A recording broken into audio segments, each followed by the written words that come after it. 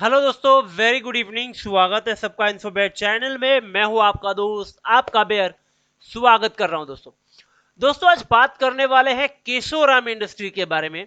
ये on demand video है। हमारे सब्सक्राइबर सुशील और नेहा, इन दोनों की रिक्वेस्ट थी इस पर्टिकुलर स्टॉक के ऊपर वीडियो बना दे, इसका एनालिसिस कर ले। तो उसके बारे में आज बात करने वाले हैं। केशोराम इंडस्ट्रीज, शायद सुना ना हो ये नाम, क्योंकि ये अलग ब्रांड नेम से जो है वो अपने प्रोडक्ट मार्केट में लाता है। और हम बेसिकली ब्रांड नेम को पहचानते हैं, उसके पीछे की जो रजिस्टर्ड कंपनी है उसको काफी बार जो है हम लोग जानते नहीं है। तो केशोराम इंडस्ट्री बेसिकली दो बिजनेस में आती है। एक तो मल्टी प्रोडक्ट और मल्टी लोकेशन कंपनी है। ये टायर बिजनेस में भी है और ये सीमेंट बिजनेस में भी है। सीमेंट बिजनेस का जो ब्रांड नेम है इनका वो है बिरला शक्ति सीमेंट। ये नाम डेफिनेटली आप जानते होंगे। और बिरला टायर्स, फॉर टायर्स में ये लोग ब्रांड नेम यूज करते हैं। अब ये दोनों भी जो ब्रांड नेम है, ये दोनों भी प्रोडक्ट है, वेल डिमांड प्रोडक्ट है, अच्छे खासे सेटल्ड बिजनेस है दोनों के दोनों भी। और ऑफ कोर्स बिरला का नाम जुड़ा हुआ है तो एक ट्रस्ट भी यहाँ पर कहीं ना कहीं आ जाता है।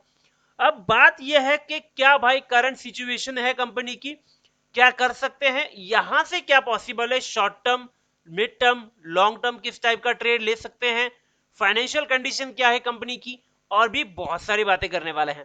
लेकिन दोस्तों वीडियो अगर अच्छा लगता है तो यार लाइक कर दिया करो, लाइक से मोटिवेशन मिलता है। सब्सक्राइब करो ताकि वीडियो बनाने का इंटरेस्ट बना रहे। और साथ साथ में और भी ऐसे लोग हैं जिनको बेहतरीन स्टॉक्स की जो है वो जानकारी पहुंच सके। बहुत सारे यूट्यूबर हैं बट हर कोई यूट्यूबर जो है हर किसी स्टॉक पर वीडियो नहीं बनाता है। 4,500-5,000 स्टॉक है हमारे पास, तो मुश्किलातें होती हैं। तो अगर किसी को अभी केशोराम का वीडियो चाहिए होगा, अगर आप सब्सक्राइब और शेयर कर देते हो, लाइक कर देते हो, तो वीडियो उसको यूट्यूब जो है वो प्रमोट कर देता है, दूसरों को पहुंच जाता है वीडियो सजेशन में। ठीक है, अब मैं आगे बढ़ता हूं दोस्तों। केशोराम इंडस्ट्री के बारे में मैंने आपको बता दिया कि multi product multi location company है। बिरला टायर्स और बिरला शक्ति सीमेंट ब्रांड नेम के अंडर ये काम करती है।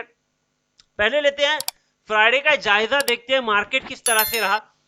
देखिए 8 लाख स्टॉक्स की ट्रेडिंग हुई थी, जिसमें से 3.5 लाख की डिलीवरी उठाई गई, यानी लगभग 50% के आसपास की डिलीवरी यहां पर उठाई गई है। डेफिनेटली बेहतरीन नंबर है। 50% का जब माल उठाया जाता है तो एक बार ये सोचना जरूर पड़ता है कि भाई इतना ज्यादा माल जो है वो क्यों उठाया गया, जबकि वैल्यू आप देखिएगा 80 रुपीज का है, डबल डिजिट। ये डबल डिजिट वाले स्टॉक्स होते हैं ना, रिटेल इन्वेस्टर्स के बहुत फेवरेट होते हैं, क्योंकि वॉल्यूम में खरीदे जा सकते हैं छोटे बजट में। और डेफिनेटली जितने ज्यादा आप स्टॉक खरीदोगे और उतना अगर अपसाइड आ जाता है तो मल्टीप्लाई करके प्रॉफिट भी उतना अच्छा होता है। ठीक है, अब मैं थोड़ा सा आपको आगे जाके समझाता हूँ। देखिए दोस्तों, इसको लेकर के चलते हैं टिकर टेप पे चीजें समझने के लिए, फाइनेंशियली टेक्निकली दोनों भी। केशोराम इंडस्ट्री देखिए फिलहाल तो इंट्रेंसिक वैल्यू के नीचे ट्रेड कर रहा है, यानी अंडर वैल्यूड है, सबसे पहली बात। दूसरी, रिटर्न जो है ना दोस्तों वो एफडी से अच्छे नहीं है। यहां पर डिविडेंड रिटर्न ये अभी फिलहाल दे नहीं रहा है, फिर उसका डेटा अवेलेबल नहीं है। एंट्री पॉइंट फिलहाल अच्छी दिखाई देती है डेफिनेटली, क्योंकि इंट्रेंसिक वैल्यू के नीचे है और रेड फ्लैग के अंदर चल रहा है। अभी ये रेड फ्लैग क्यों है, ये मैं आपको 2 से 3 रीजन बताता हूं।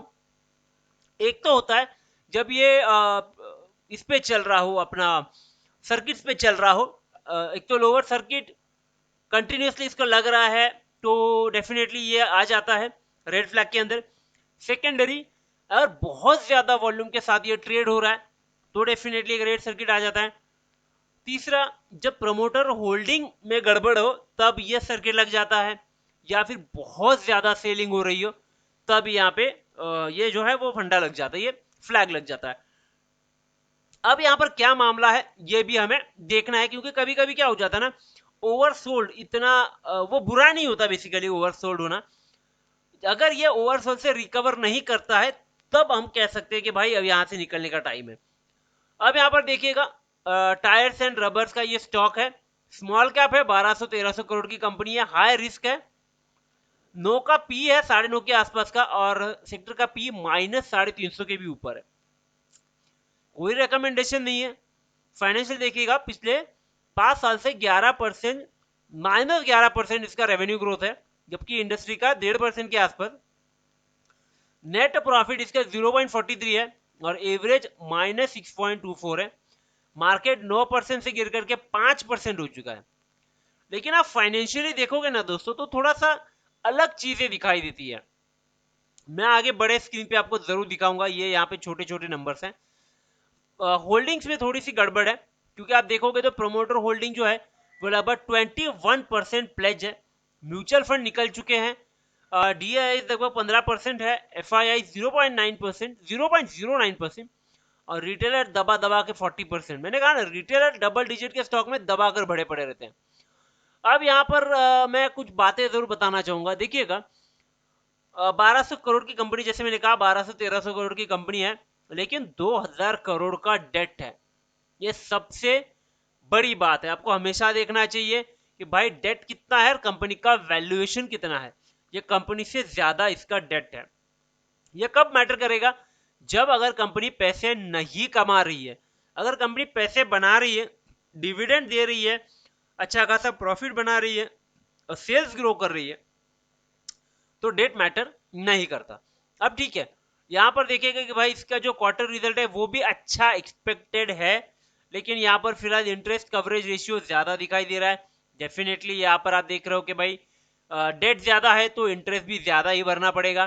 प्रमोटर होल्डिंग कम हो चुकी है, ये एक कंसर्न वाली बात है। अभी ये प्लेज हुए स्टॉक जब तक रिकवर नहीं होते, मतलब जब रिकवर करना शुरू हो जाएंगे, तो इसमें आपको और भी ग्रोथ देखने को मिल सकता है। अब क्या बोल रहे हैं भाई इसके रिजल्ट, वो देख लेते हैं एक बारी। 2020 से शुरू करते हैं तो 500, फिर 400 हुआ, फिर 650, 750, 850 और अभी 850 के ऊपर की तैयारी है। मतलब पिछले 4 क्वार्टर से इसका सेल्स बढ़ रहा है, जो कि एक अच्छी बात है। लेकिन लेकिन ईपीएस बढ़ रहा है क्या, वो मेरे लिए सबसे इंपॉर्टेंट मैटर करता है। ये सारे कटछाट होने के बाद ईपीएस की बारी आती है। अगर सेल्स बढ़ रहा है और ईपीएस नहीं बढ़ रहा है तो मेरे काम की भाई कोई कंपनी नहीं है, फेंक दो इसको उठा के। ईपीएस देखेंगे, 2 मार्च 2000 से बात हो रही थी -5, -1, फिर 0.44, 3.75 और फिर 5.85। तो ये इसका ईपीएस भी बढ़ रहा है, यानी सब कुछ जाने के बाद कंपनी के पास पैसा बचता है और कंपनी का ईपीएस भी कंटिन्यूअसली बढ़ रहा है, यानी कंपनी पैसा कमा रही है। ये क्वार्टर बाय क्वार्टर था, ठीक है। अब एक बार ईयर बाय ईयर भी देख लेते हैं। देखिए 2900, 2600, फिर 2600, अभी 3000 की तैयारी है। ट्रेलिंग 12 मंथ्स कहा जाता है, यानी पिछले 12 महीने की बात है। तो ये 3000 तक पहुंच चुका है। ईपीएस क्या कह रहा है भाई? ईपीएस दे रहा है -25, -13, 8.5 और 10, यानी ईपीएस भी सुधर रहा है। यहां से तो पकड़ो तो फिर 42 से सुधर रही है, तो एक अच्छी बात है। तो अच्छी बात यह है कि फाइनेंशियली कंपनी अच्छी दिख रही है, सुधर रही है। बेसिक एंट्री कर सकते हो, छोटा वॉल्यूम के साथ में डेफिनेटली लॉन्ग टर्म के लिए एंट्री कर सकते हो। जैसे जैसे ग्रोथ दिखाई देगा आप अपनी क्वांटिटी जो है वो बढ़ाते जा सकते हो इस स्टॉक में। और दूसरी बात, अगर इसको चार्ट पे भी देखें, जैसे मैंने कहा था कि ब्रेकआउट देने वाला है। देखिएगा दोस्तों, प्राइस इसको लगभग पहुंच चुका था 28 के पास, ओवरसोल्ड होने वाला था, लेकिन सपोर्ट करके ऊपर ये जा रहा है। गया, गिरा, फिर उठा, गिरा, फिर उठा, गिरा, और ऐसे ही गिरते गिरते उठते उठते ये प्राइस अगर 70 तक चला जाता है तो बहुत कुछ बातें हो जाएंगी दोस्तों। यहाँ पर ऑलरेडी एमएससीडी का ब्रेकआउट हो चुका है, स्टॉक ने बेयर मूवमेंट पकड़ लिया है, 2 कैंडल लग चुके हैं। अब बात यह है, इन्होंने वापस से पकड़ लिया है रेसिस्टेंस। इसको रेसिस्टेंस क्यों कहा जाता है भाई? देखिए, गया, गिरा, फिर उठा, फिर पहुंचने की कोशिश की, फिर गिरा, फिर उठा, फिर गिरा, फिर टच किया, फिर गिरा, फिर ब्रेकआउट किया, फिर गिरा, और फिर आप देखोगे 1, 2, 3, 4, 5, छठवीं बार जो है इसने ब्रेकआउट कर लिया और वो ऊपर निकल गया, फिर नीचे आया, और फिर यहाँ पे टच है। अब इंपॉर्टेंट ये है कि भाई ये सक्सेसफुल ब्रेकआउट देगा या नहीं देगा। अगर यहाँ पे आपको एक कैंडल ग्रीन दिख जाती है, इमीडिएट एंटर मत करना, दूसरे कैंडल का इंतजार करना। दूसरा कैंडल भी अगर उससे ऊपर ग्रीन लग जाता है तो भाई आप एंटर कर सकते हो for the target of 92 and the target of 100।